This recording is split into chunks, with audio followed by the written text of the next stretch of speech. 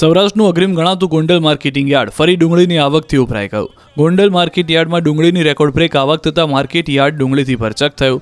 યાર્ડમાં ગત રાત્રિના 9 વાગ્યાથી ડુંગળીની આવક શરૂ કરાતા યાર્ડના આ વર્ષની પ્રથમ વખત ડુંગળીના 3 લાખ કટ્ટા કરતાં વધારે આવક થઈ.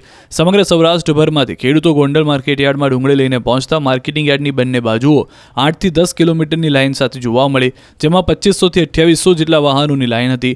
હજુ પણ માર્કેટ યાર્ડ બહાર ડુંગળી ભરેલ 300 જેટલા વાહનોની કતાર હોવાની વિગતો મળી રહી છે. યાર્ડમાં ડુંગળીની ભરચક આવક તો થઈ છે, પરંતુ ડુંગળીના ભાવને લઈને ખેડૂતો ખાસ સંતુષ્ટ લાગતા નથી. હાલ યાર્ડમાં ડુંગળીના 20 કિલોના ભાવ ₹150 થી લઈને 481 સુધીનો બોલાઈ રહ્યો છે, જે ખેડૂતોને ખૂબ ઓછા પડે છે. ત્યારે ખેડૂતોએ માંગ કરી કે ભાવમાં સારા એવા વળતરની જરૂર છે, તો જ ખેડૂતો બે પાંદડે થાય. જો ખર્ચાની વાત કરીએ તો 50% ઉપર ખર્ચો મજૂરીનો થાય છે, એ ખેડૂતોને પોસાતું નથી. ખેડૂતોનું કહેવું છે કે 600 થી 700 રૂપિયા આ માલનો હોવો જોઈએ ભાવ.